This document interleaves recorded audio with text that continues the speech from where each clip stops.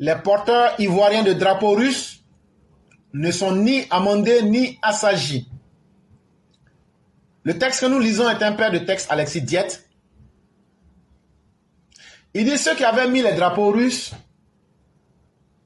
sachez que ce sont des gens qui n'ont pas encore changé et ce sont des gens qui ne changeront jamais.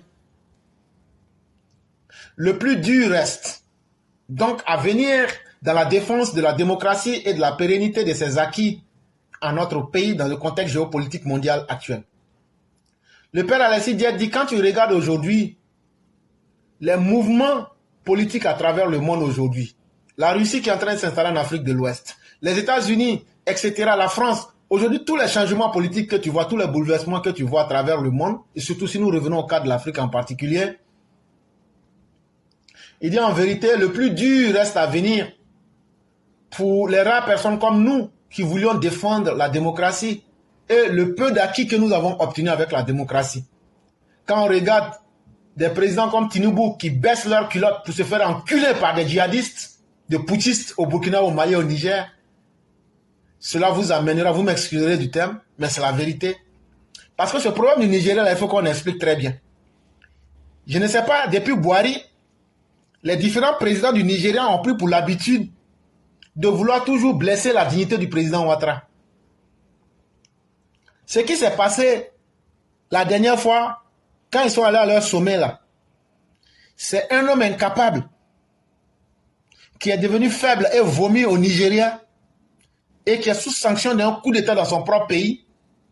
Pour sauver sa peau, il a sacrifié le reste de l'Afrique, surtout de l'Afrique de l'Ouest, en donnant un tapis grandement ouvert à tous les putschistes. Aujourd'hui, tu peux faire un coup d'État, en une semaine on va bloquer l'argent, mais après, on va tout réouvrir et la vie va continuer. Et il dit, lui va travailler avec les putschistes. Ça veut dire que le modèle que Ouattara avait mis pour respecter les lois là, lui, Tinubu est venu aujourd'hui, on va balayer ça pour enlever. Lui va devenir comme la colombe le plus gentil. Là, comme ça, Ouattara va être le plus méchant. Il n'y a pas de problème. Tinubu, il faut continuer. Mais ce que je souhaite là, c'est qu'on fasse un coup d'État dans ton pays. Qu'on te prenne comme de la manière dont on a pris le président du Niger. Comme Nigeria, Niger, c'est pas long. C'est seulement A qui est entre vous. C'est IA qui est entre vous. Nigeria et Niger. So, that's fine. Et là, tu vas comprendre. Et donc, il y a un combat politique qui est là entre deux personnes. Moi, je l'ai dit, moi, je dis ce que je pense. Je peux me tromper, je peux mentir. Mais, si au moins vous avez le courage de venir en tant que des intellectuels, on met ça devant tout le monde pour dire tu mens.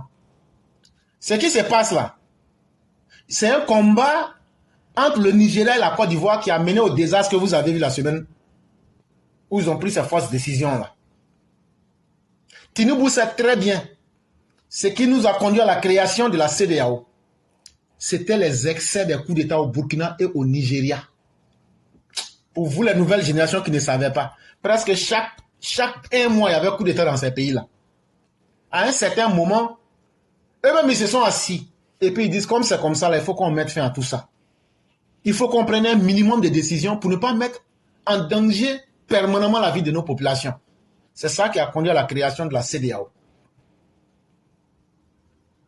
Quelques années après, quand on retrouve des gens aussi dignes que le président Ouattara, qui arrivent à redonner une colonne vertébrale à la CEDEAO pour qu'elle puisse relever de la tête, vous voyez en 2024 un Tinubu qui vient faire mordre la poussière à la CEDEAO. Mais la question c'est pourquoi et comment est-ce qu'on en est arrivé là? Quand vous comprenez ça, vous aurez compris le problème. Est-ce que vous ne vous souvenez pas qu'on vous a dit ici il y a 2 ou 3 jours que la Côte d'Ivoire est devenue la deuxième puissance économique de l'UEMOA? Est-ce que vous ne vous souvenez pas que chaque fois que la Côte d'Ivoire a eu des dirigeants forts comme Félix Houphouët, comme Alassane Ouattara, la Côte d'Ivoire est combattue par le Nigeria? Mais en réalité, c'est un combat qu'ils font parce que eux, les anglophones, eux ne peuvent pas accepter que les francophones puissent les diriger. Il y a ce combat-là. Mais en même temps, il y a un combat d'ego. Pourquoi Ouattara a réussi aujourd'hui à rendre son pays prospère et le grand Nigeria ne s'en sort pas économiquement? Et donc, ça fait que Ouattara a plus de visibilité que Buhari, que Tinubu, parce que sa voix, sa parole est mieux écoutée aujourd'hui. Et donc, au-delà de la CEDEAO, Tinubu veut effacer Alassane Ouattara. Il s'ajoute donc aux putschistes pour présenter Alassane Ouattara comme un homme méchant. C'est Ouattara qui est le méchant, c'est lui qui est dur, c'est lui qui voulait qu'on prenne les décisions là. Sinon, moi, Tinubu, là, je me suis ajouté à vous aujourd'hui. Il n'y a pas de problème, c'est très bien. C'est ce que Buhari avait fait. Quand on a créé l'écho, si vous vous souvenez, un jour, le président Ouattara a laissé Emmanuel Macron à Bouaké, il allait au Nigeria. C'était pour aller finaliser les derniers détails. Pour qu'on dise, écho, là, vous rentrez dedans, on s'en va. Mais à cause de leur ego, pourquoi ce sont des francophones? Et puis, Alassane Ouattara qui va diriger ça, là. Mouhamadou Buhari a fait partiner le projet. C'est la même chose qui arrive encore avec le problème de la CEDEAO. Mais finalement, c'est lui qui est le président de la CEDEAO. Il s'est assis. C'est son bilan. Et l'histoire retiendra que c'est Tinubu, par lâcheté, par faiblesse, qui a salué les putschistes, qui a encouragé les putschistes dans la sous-région. Et je souhaite que les conséquences là, que lui-même puisse faire un coup d'État pour l'enlever. Même chose pour le président du Togo. Je souhaite qu'un coup d'État se fasse là-bas. Là, quand c'est comme ça, là, c'est qui se cache pour faire la nuit, là, pour faire exonération des taxes et des impôts aux putschistes, pour faire rentrer les marchandises contre l'avis qu'il s'en va signer dans la journée pendant la CEDEAO, là. Je souhaite qu'il y ait un coup d'État là-bas. Là, comme ça, là, le Togo va devenir le prolongement de l'AES. Mais il y a un autre troisième niveau de combat, puisque j'ai déjà expliqué pour le Nigeria, j'ai expliqué pour le Togo. Et là, ce sont les traites parmi les francophones. C'est-à-dire, on est tous francophones. Mais en même temps, le succès de la Côte d'Ivoire fait très mal. Et qu'est-ce qu'il faut faire? Il faut faire semblant de faire le double jeu, de tourner à côté du président Ouattara. Mais le président Ouattara n'est pas un idiot. À la fin de la journée, là, il voit tout, même s'il n'entend pas tout. Mais il sait. Et donc, c'est eux qu'ils ont envoyé. Les émissaires de Soroguium, là, c'est le même fort qu'ils ont envoyé pour venir faire des propositions. Et il y avait affaire de courant du Mali là-dedans aussi. Et ils sont venus, ils ont demandé encore que le président Ouattara n'a qu'à les aider à avoir leurs fonds. Voilà autant de choses qu'ils sont venus demander. Mais il y a des ennemis qui ne sont ni francophones et qui sont là, mais qui font semblant de ne rien voir, de ne rien entendre. Exemple, le Ghana. Aujourd'hui, le succès de la Côte d'Ivoire est quelque chose que le Ghana n'admet pas du tout. Mais si vous prenez les Ghanéens, vous leur dites, est-ce qu'ils ont parlé? Ils n'ont pas parlé. Est-ce qu'ils ont posé un acte négatif? Non. Mais quand les Ghanéens laissent des centaines de Nigériens passer par le Ghana pour venir s'arrêter aux frontières en Côte d'Ivoire, ce sont des signes qui nous amènent à douter de la sincérité du Ghana. Et donc voilà, on a plusieurs différents types d'ennemis autour de nous. Parce que le succès même naturellement attire l'inimitié. Quand tu as le succès là, ça attire forcément les sorciers. Et c'est tout ça qui nous fait dire que le président Ouattara a besoin de soutien des hommes forts, des hommes radicaux et des hommes intelligents et des hommes qui peuvent le soutenir sans faille. Et malheureusement, comme chacun profite des situations, certaines personnes en Côte d'Ivoire n'ont trouvé mieux qu'aujourd'hui de faire un pari sur l'avenir en traitant avec des forces ténébreuses. Comme le ministre délégué aux affaires étrangères, si je ne m'abuse, qui passe derrière tout le monde pour aller signer un deal ou bien pour aller, je ne sais pas, s'entretenir avec le HCR. Toi, tu penses que le président Ouattara n'a pas donné son avis sur la question? C'est vrai que ce n'est pas public, mais le président Ouattara a déjà donné son avis sur la question. Si tu es un peu intelligent là, il faut te dire d'abord, si tu as un chef qui s'appelle le président Ouattara là, il faut te renseigner d'abord avec M. Adom, M. Adam qui va se renseigner avec le président Ouattara. Et c'est que le président Ouattara va dire là. Tu redis ça. Sinon, ils savent ce que le président Ouattara leur a dit. C'est tout ça qui nous fait mal. Parce qu'il y a des gens qui pensent que ils peuvent venir, ce qu'ils n'ont pas obtenu directement avec le président, ils peuvent passer par des menus frétins et puis faire du bruit et puis ils vont obtenir ça. Et d'autres se prêtent à ce jeu-là. C'est ça qui nous fait très mal. Et c'est ça qu'on ne va pas accepter aussi.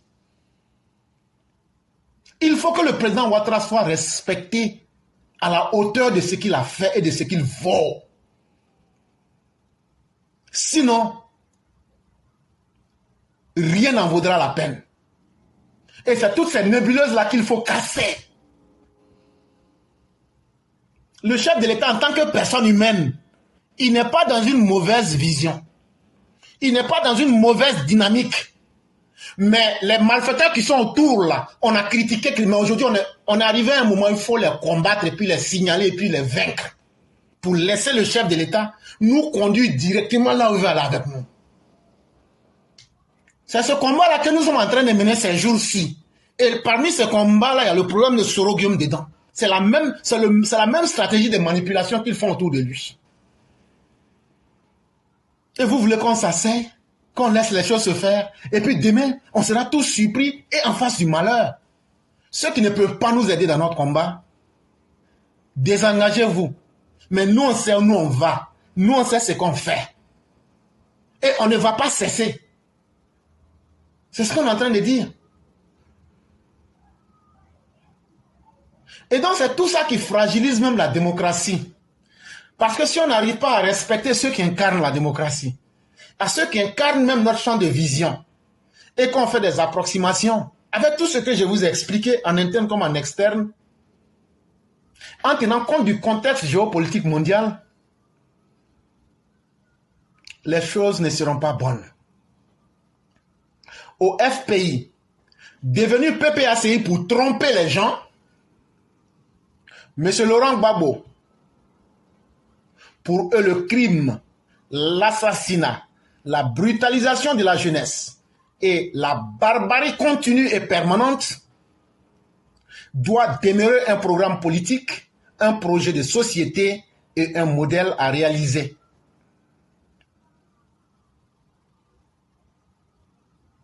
Et un élément qui peut fragiliser la démocratie, c'est le mensonge. Quand le FPI, un parti ultra xénophobe, un parti d'extrême droite, basé sur la haine, un parti identitaire, un parti poutiniste, un parti d'assassins, un parti d'opposants rétrogrades, un parti de citoyens de peu de valeur, un parti qui est basé sur l'arbitraire, un parti basé sur le terrorisme d'État, un parti basé sur la désinformation et la réécriture de l'histoire, un parti basé sur la brutalisation des consciences, un parti basé sur la brutalisation de la jeunesse, un parti qui est basé sur la victimisation, un parti qui est basé sur sa victimisation des imaginaires d'ennemis intérieurs et étrangers, un parti qui est basé sur la médiocrité absolue, un parti qui est basé sur le vuvuzela. Quand ces personnes se font passer aujourd'hui pour un PPACI, ceux qui sont bêtes, idiots, vont dire « Oh, eux au moins les aiment tout le monde. » Alors que c'est eux qui tuaient tout le monde hier. Mais pour avoir le pouvoir aujourd'hui, ils fuient leur propre nom, ils fuient leur histoire pour se présenter comme des gens bien, le parti des peuples africains. On se dit « Mais Dieu merci, le malfaiteur a changé. » Non, le malfaiteur n'a pas changé. Le malfaiteur a changé de stratégie parce qu'il a compris que dans ce monde-là, quand tu veux vendre un produit toxique, mais que l'emballage que tu avais, l'emballage là, les gens savent que la couleur est rouge, il faut maintenir le même produit, mais tu changes l'emballage et tu en fais un emballage avec une couleur jaune. C'est ça qui est PPACI, FPI là. Sinon là, le même produit qui est basé sur l'assassinat du peuple, le même produit qui est basé sur la brutalité, le même produit qui est basé sur la médiocrité politique, le même produit qui est basé sur comment désinformer la population, comment réécrire l'histoire, comment se victimiser chaque fois et comment créer des ennemis. À tout bout de champ, ce FPI-là est demeuré le même. Et c'est le même produit qu'il vous revendra, mais dans un nouvel emballage à la couleur jaune. On aurait donc tort, en Côte d'Ivoire, de minimiser le danger incarné par cette entité dans le contexte géopolitique actuel. Le père Alexis Diet nous dit, quand on regarde une telle réalité, ce n'est pas le moment de jouer avec le FPI, quelles que soient ces entités, qu'on l'appelle MGC, qu'on l'appelle COGEP, qu'on l'appelle PPACI, qu'on l'appelle FPI, avec tous ceux qui les incarnent, et aujourd'hui même le PDCI, ce sont les mêmes. Il ne faut surtout pas minimiser ces dangers-là quand on tient compte du contexte géopolitique mondial actuel. Sinon, ce sera se faire soi-même du mal. Il faut déduire de ce constat factuel que le plus dur reste à venir dans la défense de la démocratie et la pérennité de ses acquis en Côte d'Ivoire dans le contexte géopolitique mondial actuel. Et donc, si c'est avec des hommes comme ça que nous devons évoluer, si c'est avec des personnes comme ça, qui n'ont même pas le courage de s'assumer politiquement, pour dire en vrai ce qu'ils sont capables de faire, et ce qu'ils ont été capables de faire de par le passé, mais qu'ils sont perpétuellement dans une posture de vouloir répéter les mêmes choses, c'est qu'en termes de démocratie, on aura encore beaucoup à faire. Et quand on regarde combien de fois les luttes dans le monde aujourd'hui pour avoir son pain, quand on regarde les États-Unis aujourd'hui qui cherchent leur pain, la France qui cherche son pain, si on se condamne avec des dirigeants qui n'ont pas changé leur politique, qui n'ont pas compris que le monde a évolué et qui veulent toujours répéter les mêmes modèles, ce sera un jour les dégâts à la Côte d'Ivoire. Concernant le dossier CEDEAO, on vous en avait parlé déjà.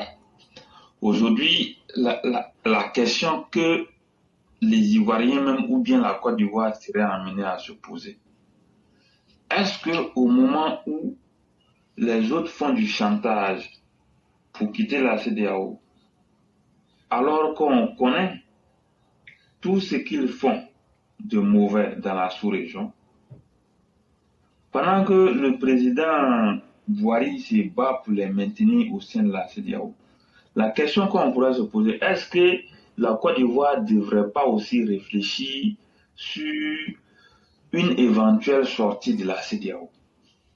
Est-ce qu'on ne pourrait pas se poser cette question de façon sérieuse?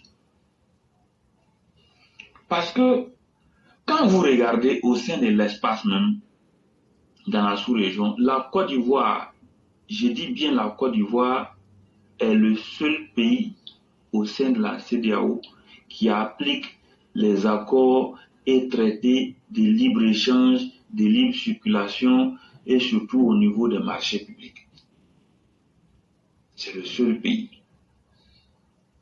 Vous voyez des entreprises du Niger, du Togo, du Burkina, du Nigeria qui viennent, qui postulent des appels d'offres ici, qui remportent ces appels d'offres et qui exercent en toute quiétude.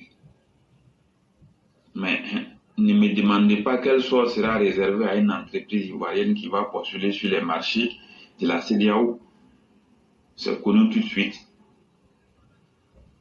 Souvent, comme ils sont coincés au niveau des ressources humaines, parce qu'il faut reconnaître qu'en ce qui concerne la formation des ingénieurs, la Côte d'Ivoire, je peux taper ma poitrine pour dire que la Côte d'Ivoire reste le meilleur pays de la CEDEAO qui forme correctement les ingénieurs. Ça, je vous le confirme. J'en ai pour preuve beaucoup de condisciples sortis des écoles d'ingénieurs qui travaillent un peu partout au Nigeria, au Togo, au Bénin, au Mali, au Burkina, en Guinée, en Sierra Leone, ainsi de suite. Ce fut un moment où un opérateur dans le secteur des télécoms venait recruter les Ivoiriens ici pour partir. Là où ils ont besoin de nous au niveau de l'intelligence et des ressources humaines, ils sont coincés, ils ne peuvent pas faire autrement, ils nous font appel. Mais quand nos entreprises vont pour postuler, ça devient un casse-tête chinois. Donc finalement, on ne comprend plus. Il y a combien de Maliens et de Burkinabés en Côte d'Ivoire? Il y a combien de Togolais, de Béninois et de Nigérians en Côte d'Ivoire? Il y a combien de Nigériens en Côte d'Ivoire? Il y a combien de Guinéens en Côte d'Ivoire? La Côte d'Ivoire, c'est États-Unis d'Afrique de l'Ouest. La réalité est celle-là. Mais, en retour, on gagne quoi dans l'affaire? Parce que c'est ça. En retour, la Côte d'Ivoire gagne quoi? Les autres viennent, ils se servent chez nous, ils s'enrichissent et ils ne reconnaissent pas cela, ils deviennent très, très, très ingrats.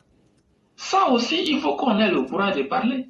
Et pire, on complote même pour déstabiliser la Côte d'Ivoire. Mais attendez, où allons-nous exactement? On va où? Moi, j'ai été clair l'autre jour pour dire, il faut qu'on traite avec l'OTAN directement. Il n'y a plus de débat. Et avec ce que vous avez donné comme information et puis avec ce que je sais, tout porte à faire croire qu'effectivement, maintenant, là, on est dans la main de l'OTAN. Nous, là, on n'a plus besoin des gens qui vont venir nous emmerder. On va avancer tout doucement, tout doucement, tout doucement. Moi, je l'ai dit clairement, ce sont les autres qui tournent avec les mots. Hein. On veut, on ne veut pas. Un jour va arriver, la Côte d'Ivoire sera obligée d'imposer carte de séjour avec visa. On est dans le pays là, non? Que Dieu nous donne longue vie. La Côte d'Ivoire veut, la Côte d'Ivoire ne veut pas. Pour son intérêt supérieur, la Côte d'Ivoire sera très obligée un jour d'imposer carte de séjour avec visa à tous les ressortissants de la CEDEAO. Ça, il n'y a même pas de débat pour ça. Parce que vous ne pouvez pas demander à quelqu'un de supporter une charge qui est excessivement lourde sur sa tête. Ce n'est pas possible. Il va finir par s'écrouler ou bien il va capituler comme on le dit. Voilà. Donc ça, il faut que les dirigeants, il faut que nous, Ivoiriens, on commence à réfléchir sur cela. Avec ce qui est en train de se passer aussi, à un moment donné, si on sent que les autres pays veulent trop nous emmerder, amitié là, c'est pas forcé, hein? Mariage, c'est pas forcé. Alliance là, c'est pas forcé. Si ça va pas là, nous, on va quitter ces CEDEAO là. Et puis, on va on va signer des accords avec l'OTAN et puis les autres. On va avancer comme ça. Il y a des pays qui ne sont pas dans CEDEAO, Mauritanie là. Est-ce qu'ils vivent pas? Ils vivent. Donc, cette affaire-là, vraiment, cette organisation de dupes, où la Côte d'Ivoire doit supporter tout et n'importe quoi, moi, je pense qu'à un moment donné aussi, il faut qu'on se donne les moyens de mettre fin à cette escroquerie. Voilà. Cette supercherie ou cette forfaiture, tôt ou tard, des générations vont dire non. Voilà, le président Alassane Ouattara lui-même l'a reconnu une fois, il a dit que lui, quand il va arriver à la CEDEAO, il va demander à ses pairs, vraiment, si les entreprises ivoiriennes ne peuvent pas compétir au même titre que les autres entreprises dans leur pays, lui sera obligé d'appliquer la réciprocité. Voilà. Donc, c'est cela. On ne va pas rester longtemps dans des calculs qui ne nous arrangent pas. Des pushistes, des gens qui ne respectent rien, dans des pays où on ne peut même pas parler, des pays qui marchent sur la loi, des pays qui ne veulent pas organiser une élection, des pays qui font ce qu'ils veulent. Ils font du chantage pour rester dans la CEDEAO.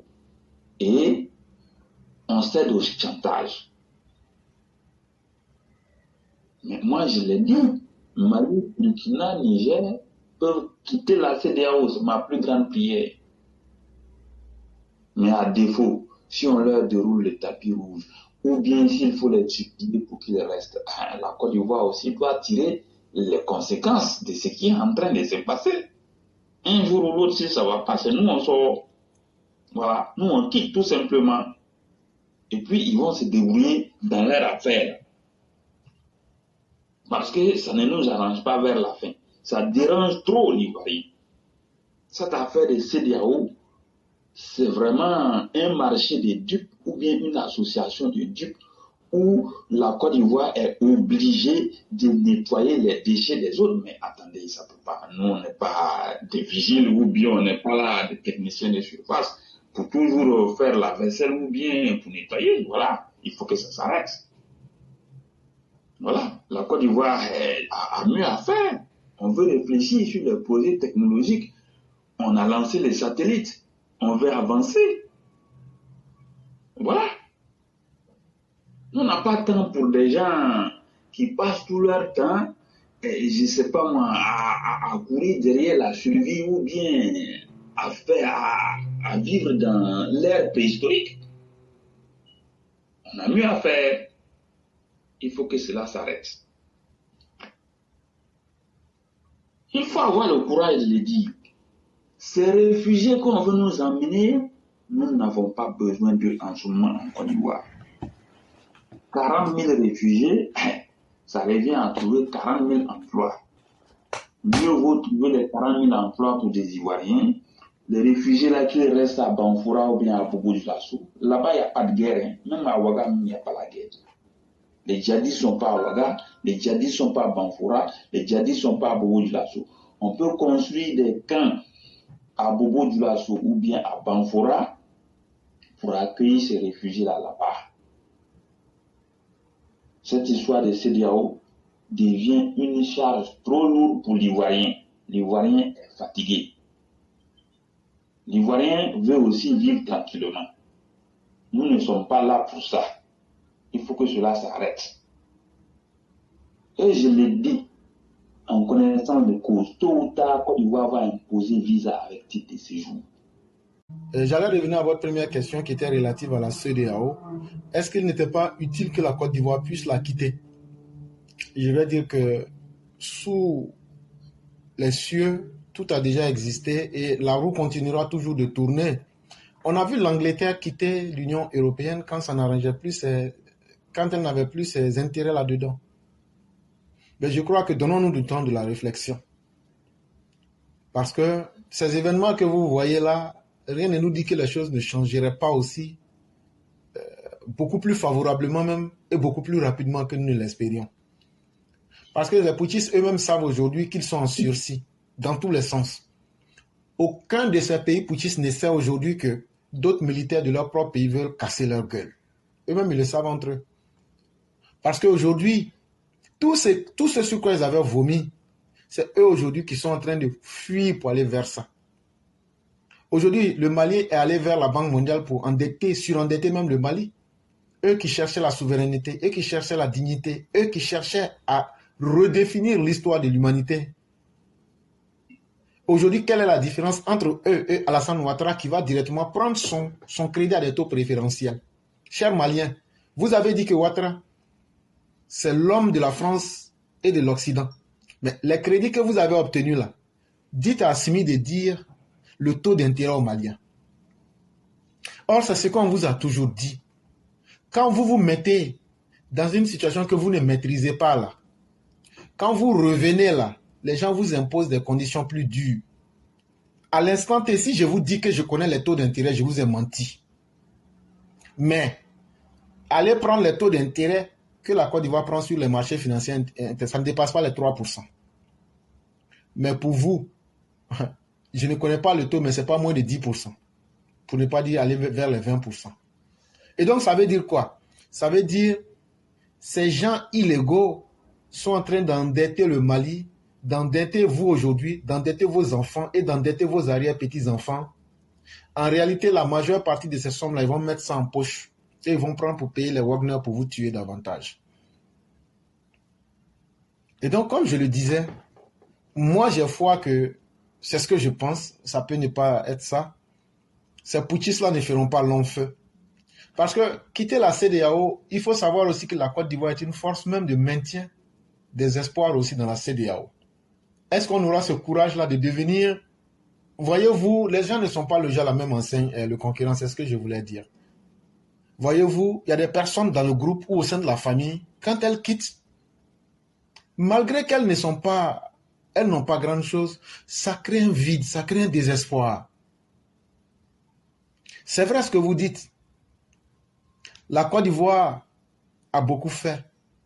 Mais il faut savoir aussi que rien n'est gratuit. On va aussi gagner certainement en force sous d'autres aspects. Moi, je regarde un peu les choses dans ce sens-là. Et ça ne sera pas, si la CEDEAO doit tomber là, la CEDEAO va tomber et puis chacun va sortir. Ah mais on a fait tontine. À un moment, les gens ne payent plus tontine. Mais la tontine même va tomber et puis tout le monde va quitter dedans. Donc la CEDEAO tombera d'elle-même. Ceux même qui ont mis la CEDEAO sur pied, les Nigériens là, eux-mêmes ils vont faire tomber la CEDEAO. Et ça va permettre à des gens comme le président Ouattara de créer une nouvelle organisation qui sera même, je dirais, transcontinentale. Et vous allez voir qu'on va faire quelque chose qui va faire rêver toute l'Afrique et qui va attirer toute l'Afrique. Au moment où toutes les règles internationales nous conseillent de nous mettre en grands groupes régionaux et de défendre nos intérêts globalement, quand on voit un président de la CEDEAO qui vient jouer les mauviettes, mais il faut appeler les choses par leur nom, comme vous l'avez dit. L'attitude de Tinubu est une trahison contre la démocratie, est une trahison contre les différents votes que nos populations ont accordés à des gens que nous avons élus dans les 15 pays de la CEDEAO. Et c'est une trahison parce que ce qu'il a entrepris là, ça ne marchera pas. Non, pour les putschistes aujourd'hui, ils ont carte blanche. Pour eux aujourd'hui, c'est eux qui ont gagné. Pour eux aujourd'hui là, ils sont en train de narguer tout le monde. Et donc ils sont fiers, ils sont très heureux. Et ils ne vont pas s'arrêter en si bon chemin. Ils ont fait ça spécialement pour échapper aux sanctions qui devaient tomber en mars. Mais ils n'ont que gagné une bataille. Mais ils n'ont pas encore gagné la guerre elle-même, qui est le défi qu'il faut relever. Ça veut dire que malgré toute cette turpitude-là, le djihadisme demeure dans leur pays. Malgré toute cette turpitude-là, ils sont mis au banc de la communauté internationale. Et malgré toute cette turpitude-là, il n'y a pas le développement dans ces pays-là. Et comment ils peuvent justifier ces facteurs à leur population? Est-ce qu'ils auront le courage d'organiser les élections? Parce que il n'y a jamais un sans deux. Et s'il y a deux, c'est qu'il y aura trois. À partir du moment où Tinubu vient de leur dérouler le tapis, pour leur ouvrir les vannes financières, Tinubu vient de valider le fait que ces gens-là vont refuser de faire les élections. Et quand ils vont refuser ces élections-là, lui va discuter avec eux en tant que qui? Voilà toute la contradiction qui se pose en face de nous. Et donc, il a créé une situation qui était tellement pas nécessaire que lui-même là, de la même manière qu'il a créé là, la même honte, il va l'assumer. Et il va l'assumer aussi individuellement. Mais donnons-nous le temps, donnons-nous simplement du temps pour que Tinubu prenne la honte de sa vie. Mr. Tinubu, you are going to have the shame of your life. You have betrayed all the African nations. You betrayed all the African people who've been voting in different countries to choose their leaders. Mr. Tinubu and all the Nigerian people, this is the beginning of the shadow in West Africa, and I have to tell you that. From the day you've been able to take the wrong and the most dangerous decision for West Africa, you, the leader of ECOWAS, you've been a shame for everybody. You've been a shame for West Africa, and you've been a shame for all Nigerian people. And we have to let you know that. The decisions that you've taken, they will never work. And your intentions will never be fulfilled. Because you took this decision, which is a selfish decision. You took that decision looking only at your own interest. You've been selfish. You didn't take this decision in favor of West African or the ECOWAS. You took it for yourself, for your own benefit. Is it going to work? Never. It will never ever work. Because it's a selfish decision. The military coups and all the instability in West Africa, you are going to be held responsible for each action in every single country in West Africa. And from now on, you have to be aware of the situation. And we will never, ever forgive you for the betrayal you made yourself responsible for. You have to understand that. You betrayed the common vision for the future of one African nation where all Africans could see one direction to empower a president democratically elected. And now, under your leadership, you turned everything upside down. Things have fallen apart because of you. And history will hold you responsible and guilty for the betrayal of the West African nations. Et donc, le concurrent, vous m'excuserez, mais j'ai voulu faire passer ça en anglais pour que les potentielles personnes qui nous écouteraient en anglais puissent savoir que ce monsieur aura été le pire traître de la CEDEAO, mais les prix, il va les payer et les assumer. Attendons-nous de regarder. Only time will tell. And that time that I'm talking about is not going to take the 2 years that you will be the leader of ECOWAS. It's going to be shorter than that. But you're going to pay the price. And you're going to suffer the consequences of your misdeeds. Et donc, c'est ce que je voulais ajouter. Et donc, vous m'excusez, c'est pratiquement la même chose que je disais en français. Il va assumer les conséquences de ces c'est nettement mieux. Comme ça, ils vont comprendre. Donc, attendons-nous de voir. Et tout ça, la politique fondamentale, c'est fait pour humilier le président Ouattara. Mais on verra bien la suite. Les 2 ans qu'il sera président de la CEDEAO, là, on va voir si son plan va marcher ou pas. Oui. C'est la même chose que Buhari a fait pour saboter l'écho. Aujourd'hui, on en est. Si quelqu'un te dit aujourd'hui, voilà le jour où on va utiliser l'écho, là, la personne te ment. L'écho, ce n'est plus à l'ordre du jour. L'écho même était devenu mort-né. C'est-à-dire qu'un enfant même qui n'est même pas encore né, il est mort avant de sa maman. C'est ce que c'est devenu. Pourquoi? Parce que c'est Alassane Ouattara qui est devant. Pourquoi? C'est parce qu'un francophone est devant. Mais est-ce que c'est Alassane Ouattara qui s'est lui-même rendu plus puissant que vous? Vous êtes des anglophones. Mais Alassane Ouattara, lui, il est francophone. Il est venu aux États-Unis, il s'est adapté. S'il est devenu puissant, c'est parce qu'il a su s'adapter à ses réalités. Et ça, au nom de cette jalousie, du fait qu'eux ne peuvent pas conduire comme ils le veulent, ils vont faire saboter les différents programmes. On les regarde là-dedans. Mais l'histoire retiendra qu'Alassane Ouattara aura été celui qui a donné de la colonne vertébrale à la CEDEAO et que ça aura été aussi le Nigeria qui a coupé les pieds de la CEDEAO pour en faire et crippled, comme on le dit, un paralytique. Mais attendons de voir ce que ça va donner. Parce que quand ta honte vient te frapper en plein visage, là, c'est pourquoi leur nez est en train de tomber comme des feuilles mortes. Voilà un pays qui ne maîtrise même pas sa monnaie. On vous dit rentrer dans une monnaie communautaire qui est adossée à l'euro. Les Mabouliens disent que leur monnaie qu'ils vont créer, que ça sera adossé au dollar. Mais eux, ils oublient que le dollar est moins lourd que l'euro. Je n'arrive pas à comprendre comment les gens fonctionnent, quoi. C'est-à-dire que l'euro pèse plus que le dollar américain. Alassane Ouattara dit notre écho là, ça sera adossé à l'euro. Vous les Mabouliens, vous dites que vous allez créer une nouvelle monnaie. Bon, votre nouvelle monnaie là, vous n'allez pas adosser ça au rouble russe, ce qui est très étonnant. Mais vous dites que ça sera adossé au dollar américain. Le dollar américain, l'Amérique même qui est le père même de l'impérialisme. Alors que l'idéal aurait été voulu que vous créez une monnaie africaine qui sera basée sur l'or du Mali, ou même l'or du Burkina, ou même l'or des 3 pays de l'AES. C'est ça la dignité et c'est ça la vraie souveraineté. C'est ce combat-là que nous menons. Il faut d'abord nettoyer les esprits, enlever ces fausses idées que vous avez mises dans les têtes des gens. On n'est pas riche parce qu'on a des ressources naturelles. On est simplement riche lorsqu'on a des cerveaux qui peuvent transformer la boue en or.